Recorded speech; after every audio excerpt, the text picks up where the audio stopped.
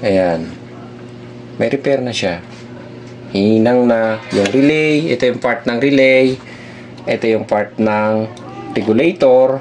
So, chinek na talaga nila. And ang issue, nawala ng power. Yan. Kita yung 4.9, no? Ito yan. Meron tayong 4.9. So, 5 volts. Ito yung 5 volts natin. Itong kabila. Ito yung 12.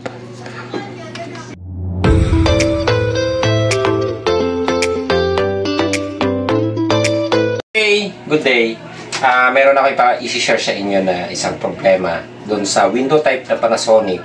So, bago natin umpisahan yung video kasi ay nilinis muna namin yung unit bago natin i-repair yung board at bago ko ipakita yung problema. So, i-assemble ko muna yung unit. So, kapag naglilinis kami, doon sa nakikita nyo minsan na binabasa namin ng board. So, binabasa namin yung board dahil talagang sobrang madumi din yung board. Kaya usually, nililinis din namin ng tubig. Sinasabi namin. Pero kapag ang board is katulad ng mga ganito na malilinis naman siya, binabaklas talaga namin lahat. Yan. Itong board, yung mga pan, tinatanggal namin yan. Pati yung control board. Sama-sama namin tinatanggal yan bago namin linisan. So, ito bagong cleaning na yung ating unit. So, i-assemble ko muna para maipakita ko sa inyo yung problema dito sa unit. So, ang issue nito ay walang power ang unit. So, galing pa ng Laguna yung unit natin. So, ginawa na rin natin ang content. Then, request din kasi nagawa natin ang video. So, ayun. Actually, simple lang ang problema nito. So, isi-share na rin namin sa inyo. Okay? So, ikakabit ko lang muna. Ayan. So, ito kasi ang madalas na nagiging problema ng mga technician na lalo na pagdating sa inverter. Kapag nagbabaklas sila, napakahirap din kasing kalasin, mahirap din ibalik. Kasi minsan dito nagkakaroon ng kalituhan, lalo na yung mga naglilinis ng unit. Kaya minsan, hindi na nila pinabaklas yung board. Yun. So, medyo mahirap ibalik. Katulad yan, yung sensor, kung kinalas natin, hindi natin alam kaagad kung saan natin binaklas. So, napakarami na. Then, katulad yan, ang compressor, kapag binunot natin, minsan yung UBW na connection dito, minsan hindi na natin alam kung paano ibabalik. So, kaya sabi ko, kung hindi nyo kabisado ang unit, ang the best is picturean nyo or videohan nyo habang kinakalas nyo. And, para may reference kayo kung paano nyo ibabalik yung mga binaklas. Okay, ayan. So, i-assemble muna natin. So, kahit pa paano naman, ay medyo kabisado naman natin to kung paano ibabalik. Ayan. Okay, so ipabalik muna natin. Ito kasi pa mga nakasakit na ito.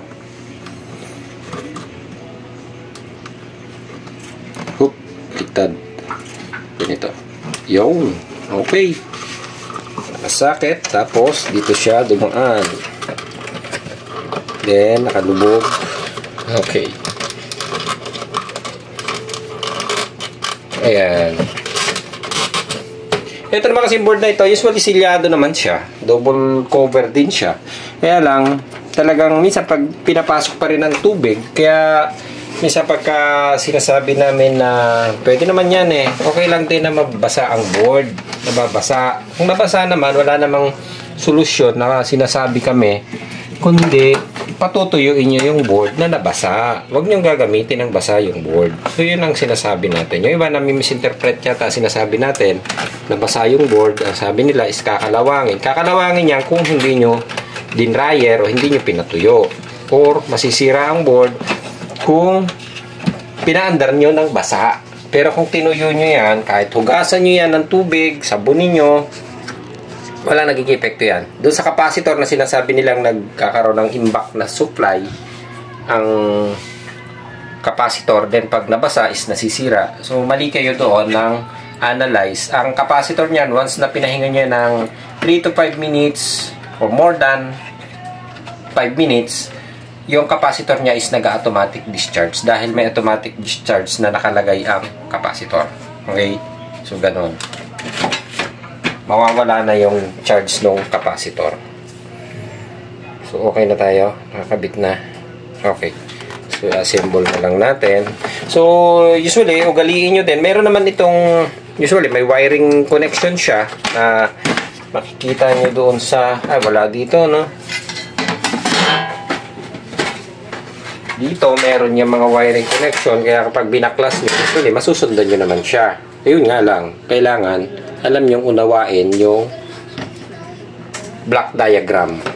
So, block diagram tawag dito, di ba, Lakay? Yes. Yes, yan. Block diagram. Kung hindi nyo alam, so schematic diagram kasi mas mahirap basahin.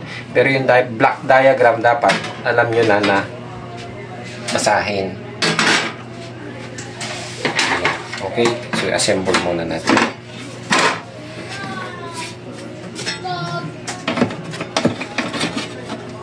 Ayan. So, mapapasin nyo, double cover yan. Meron na siyang cover dito. Meron pa siyang cover na yero.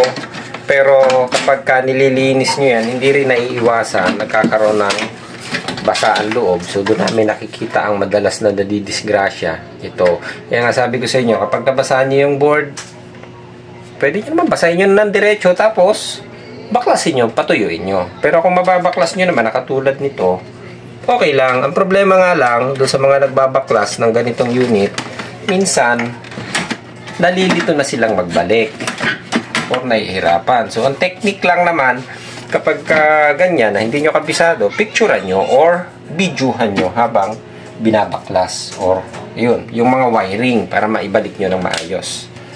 Okay. So, iyan. I-assemble na natin. Kahit naman ako kahit ito madalas na trabaho na namin, minsan nalilito pa rin kami. Tumitingin pa rin kami sa diagram, sa block diagram niya, pagdating doon sa wiring. Then, isa lang naman ang talagang gagawin nyo, before nyo isaksak or supplyan ang unit, make sure na tama lahat ang connection para hindi magkaroon ng aberya. So, napakarami ng disgrasya. Compressor.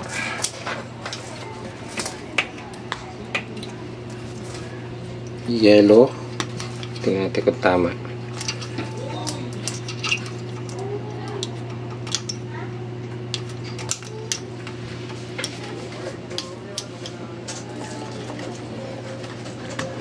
Blue, yellow, red. Ayan. Usually, maiksi naman ang wire nung iba. O hindi naman siya mag-aakma. So, ayan. Then, nasa na ba yung ating cover? So, double check nyo pa rin dito kung tama ang kinabit nyong wiring. W is yellow, B is blue, red is U. Okay, good. U. So, double check natin. U, tama. W is yellow. Okay.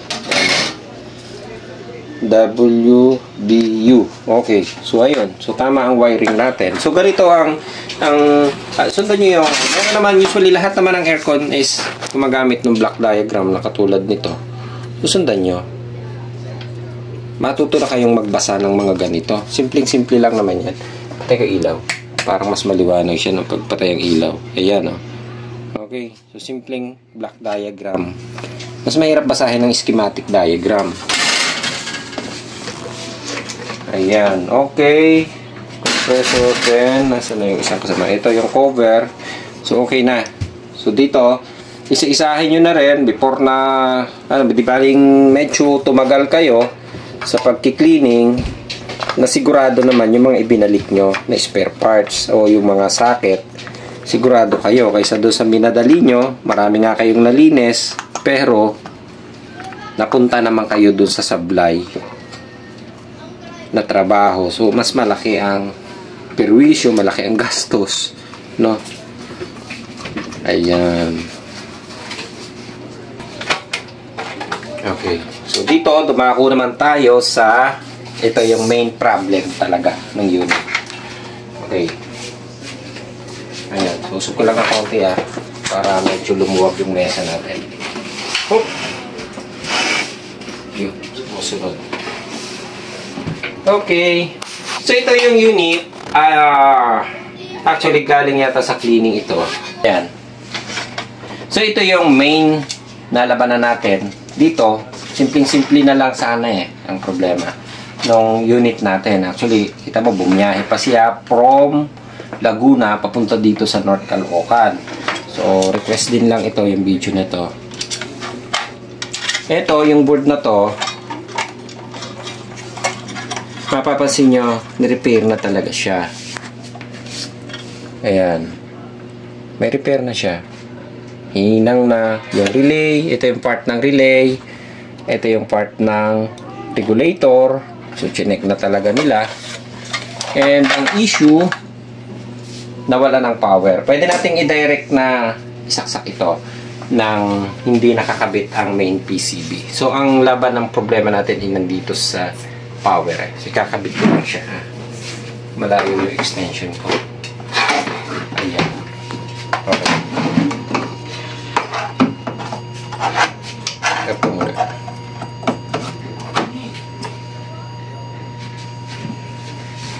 Gamit tayo ng tester. Okay.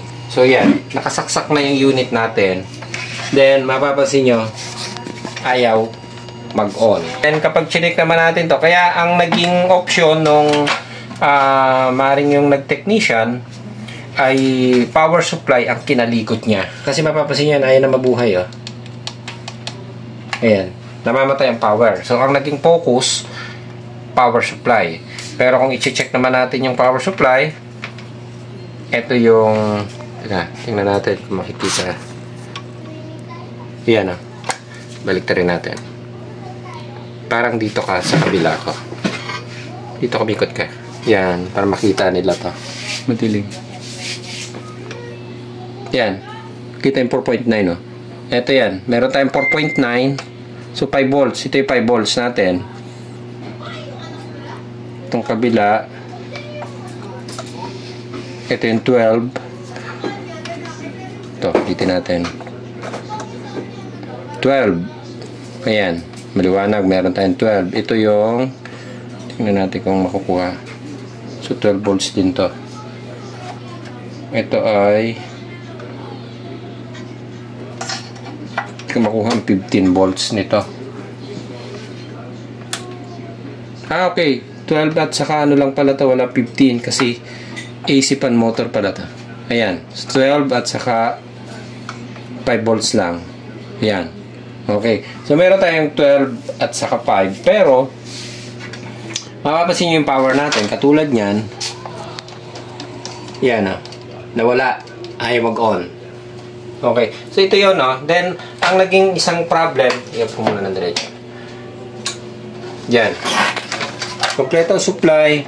Ang nakita lang namin na problema, kaya pinakita ko sa inyo doon yung dapat gagamitin natin yung block diagram. Always, pag-aaralan nyo ito and before nyo galawin ang unit ay shoot yun ng camera o pipicturean nyo para alam nyo kung saan. O yan, ngayon, tingnan nyo yung unit saan tayo nagkamali o saan sila nagkamali sa connection. So, simpleng connection nagkakaroon ng problema. So, based do sa unit is dati naman ito yung maandar. So, nagkaroon lang ng problema. And nakalikot, na-focus do sa power supply, regulator, yung relay, nag-focus sila dahil nga ang problema is hindi mabuhay. Pero tingnan nyo yung simpleng problema. Yung sensor, eto, kung mapapansin nyo na dito, kulay white ang kulay ng sensor natin, then yung socket na pinagsalpakan niya is kulay yellow. So, doon pa lang malina. Although, ang problema nga lang, ito yung pinakamalapit kasi doon sa harapan. Ito yung pinakamalapit. Kaya siguro, ito yung natandaan niya na dito niya binunot. Pero, ang kaparehas niya is nandoon. Ang naging problem ng pagkakadesign is yung connector na ito at saka yung connector nito, yung format, actually dito kinakabit pag nire-reformat magkaparehas na pasok. So, doon sa mga sakit na ganyan, nagkakaroon kayo ng kalituhan. Minsan, hindi nyo mayon ng power. Dito pala sa connection naman ng relay kayo nagkamali. So ito, kung nakita naming problema, ito, dito siya nakakabit yung line ng sensor. Okay? So, kumbaga yun yung simpleng problema sana ng unit na dahil lang doon sa simpleng pagkakamali ay nakalikot na ang power supply hanggang siguro parang last na yung option na gusto nang palitan ng board, gusto nang palitan yung main PCB, pero ang problema lang pala ay ito na dito nagkaroon ng baliktad na tapping. So ang naiisip na lang nilang solusyon is ni-repair yung board, and nung hindi nila magawa ng paraan na ma-repair ang board at hindi pa rin mag-power, so nag-iisip na silang palitan ng board. So nagkaroon ng pagkakataon or option na ipa-check sa atin. So tingnan nyo, iniunan natin. Yun, binago ko lang ang tapping. Yun o, nabubuhay na siya ng diretso. Okay, ayan, dito na. Huwag mo na i-focus sa akin. Sawa na sila sa pagmumukha ko. Yan. Okay. Yan. Okay na siya. Ang supply natin, andun pa rin. Wala namang nagbago. Okay, pakita lang natin.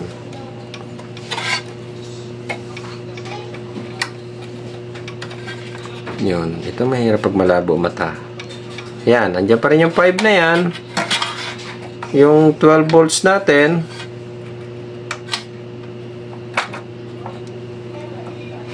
yan, same pa rin yan, nandyan pa rin yan. Pero ang naging problema lang eto. So ito kasing sensor is part ng resistance kasi siya eh, may resistance. Kaya pag kinabit natin doon sa pinaka format connector na yon na nasa dulo, kaya hindi niya may power, minsan nag-on, minsan ayaw, is nakadirect yan papunta doon sa system. So kapag kinabit natin, nagkaroon ng resistance yung papasok ng system, kaya hindi nyo mai-on. Okay, ayan, naka-off na yan. Okay, so wala na tayong problema. Kahit i-on and off natin, okay na siya. So ang naging aberya, yung isang simpleng connection lang nagkabaliktad. So isipin nyo, nakalikot na ang power supply. I-off muna natin para may assemble natin. So i-assemble natin para makita natin kung aandar ang unit natin. Babalik ko na yung mga tornilyo. Kahit ako nung unang tingin ko dito sa unit, hindi ko talaga siya naisip din kako, parang may mali. So, sa huli ko na rin, chinek ko ito nung nakaraan, yung nilabas natin doon sa Reels, na saka ko lang na-analyze. Nung binasa ko itong, unang-una, binasa ko itong block diagram, tiningnan ko kung ano yung mali sa wiring, kasi ang supply kompleto. So, ito kasi, lalo na kung ito, like, sample natin is dito nila na ikabit. Kapag hinawakan ng susunod na technician yan, hindi niya na maiisip na yan ay para dito, kasi yung pinagbaklasan is galing doon. Okay? Ngayon, kaya nga sabi ko sa inyo, meron namang block diagram, pag-aralan yung basahin kung saan nakakonect. Ayan, medyo hindi na rin makita ng aking mata yung block diagram. Ba't tinatawanan mo akong marites, ha? Ayan, okay, so assemblein ko lang, kakabit ko lang mga tornilyo. Ayan.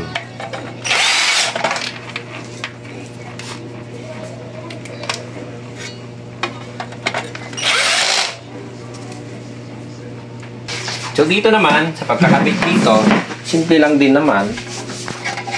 Pero magkakaroon pa rin kayo ng kalituhan kasi may connection pa na line neutral. Okay.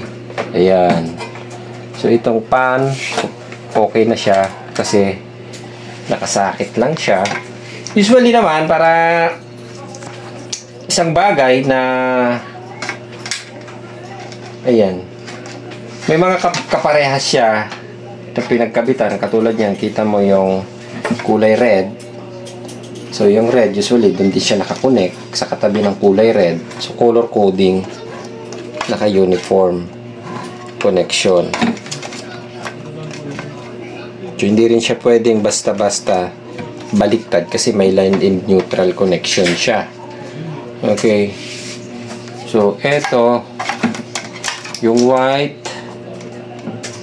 Eto. Yan, di ba? May isang white. Doon di siya kasama.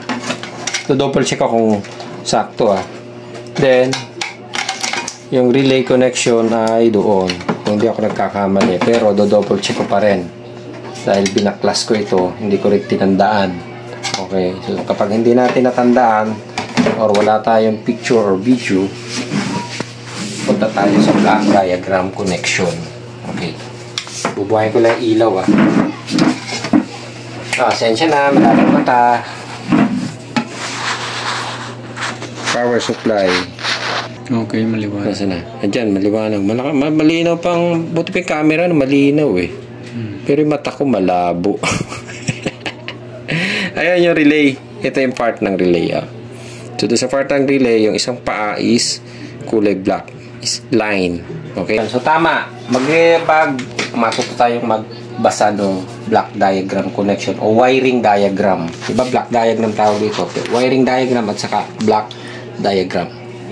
Okay. Ayun. So, sa connection natin, block nakakabit sa relay. Ayan. So, dapat alam na natin yung mga simpleng part. Katulad niyan, relay. Ano ba yung relay? Sign. Yung connection. Diba? Relay. Pag tinignan mo doon sa diagram, eto. Ayan. Ito may relay. Ito. Tinuro ko ng kamay. Asa na? Ayun.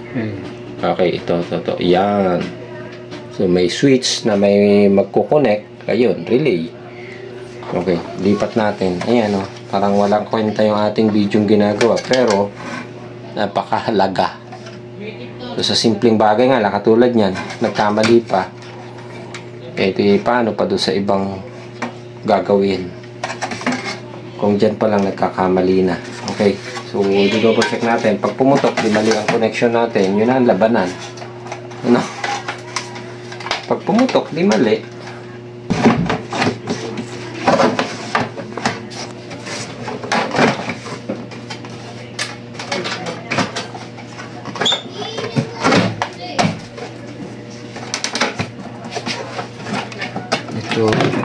Ayan, minsan pag umahata kayo na usually ang sensor nandini sa gilid lahat ng Panasonic nandito yung sensor sa maggilid na to. Actually dati nung medyo bago-bago pa rin tayo dito sa trabaho ganito, yung mga non-inverter pa, so napuputulan ako ng sensor dito kasi nakakalimutan namin dito pala ito nakasaksak.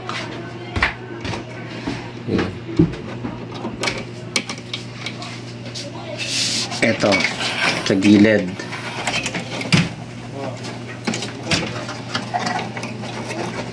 Kasi pinakagilid-gilid dito Yung. Okay. So doon sa room temp sensor wala naman tayong problema dahil dito siya nakakonect. Yan. Minsan pagka hinahatak natin, ayun nakakalimutan nyo na nakasaksak pa pala yan. Tapos hinahatak, napuputol yung sensor. Ayan. Okay na. Kulang tayo ng relyo. Ayan. So, okay na. Testing na lang natin kung sasabog.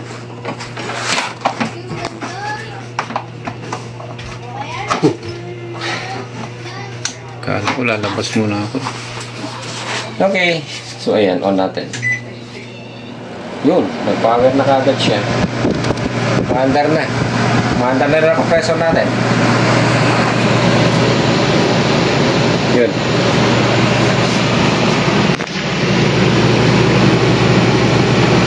Malamig na.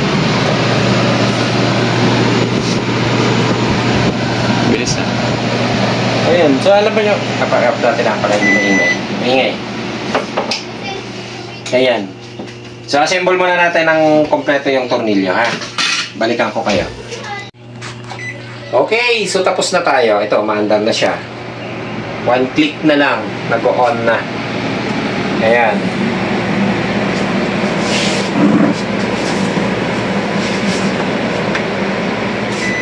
Okay, off muna natin. para hindi maingay. So, okay na. So, ang problema lang, kita nyo, ganun kasimple lang yung problema. Kaya sabi ko dapat to double check nyo, lalo na pag inverter. Kaya minsan, huwag na kayo magtaka kung merong mga naglilinis, hindi na nila binabaklas talaga. Like yung mga control board, yung main PCB, hindi na nila binabaklas. Kaya nga yung paalala natin, kung hindi kayo nagbaklas ng board na ganyan, huwag kayong papakasiguro na yung board ay hindi na anggian ng tubig o hindi na basa, lalo na doon sa mga nagki-cleaning. So, baklasin nyo pa rin siya. Kung hindi nyo man tinanggal yung mga socket, katulad dito, na nakikita nyo yung mga socket, at tinanggal nyo naman doon sa ibabaw, blowerin nyo siya, or i-hot air nyo. Pero kung mababaklas nyo ng buo, kami minsan, pag naglilinis kami talaga, hindi na rin man namin talaga binabaklas minsan, para malinis na malinis, pati yung mga heatsink na nililinis namin. Pero, bago namin paandarin ang unit, sinusure namin na na-blower namin at natuyo namin yung board. Okay? Kasi minsan, sa sobrang, minsan nagmamadali, or minsan sa sobrang ingat natin, yun yung sobrang ingat, yun yung nadidisgrasya ang unit eh. May mga ganong scenario sa sobrang ingat natin. Minsan, hayaan natin nabasa ng konti o nabasa, tutuyuin lang naman natin. Yun lang naman solusyon eh, na gagawin nyo. Kapag nabasa, tutuyuin nyo. Huwag nyo hahayaang basa. Huwag nyo papanda rin ang basa. Okay? So, ayun. So, katulad yan, binaklas nga nila. Ang problema naman, nang binaklas nila siguro nung naglinis, nagkamali naman sila ng pagbabalik ng sensor. Kaya, dapat alam natin basahin. Or, picture, ang pinakamaganda, picture at saka video. I-video nyo bago nyo baklas-baklasin. Then, para pag binalik nyo, alam nyo kung saan ang galing. Kung hindi nyo kabisado ang unit. Pero kung kabisado na, like doon sa mga technician gumagawa sa amin, is kabisado na, usually pinabaklas-baklas na nila yan. Minsan, pag hindi naman nila binaklas at binasa nila, pero bago nila paandarin yan, tinutuyo nila ng blower yan. So, okay na. Okay na tayo dito. Ang problema lang, yung simpleng nagkapaliktad na sensor na ilagay doon sa pang-format o doon sa connection ng program, yung sensor na parehas kasi yung pasok yung socket. So, marami kaming na-encounter na ganyang problema. Ayan. So, okay na tayo. So, kaya dinagon yun kasi nagkaroon ng short yung line ng system. So, hindi nyo talaga may yun yan basta-basta kasi may na-iloload si system na shorted or na-detect na shorted. So, hindi may on ng diretso yung power. Dahil yung sensor na ilagay doon sa hindi naman dapat na connection. Okay? So, okay na tayo. Ayos! Okay.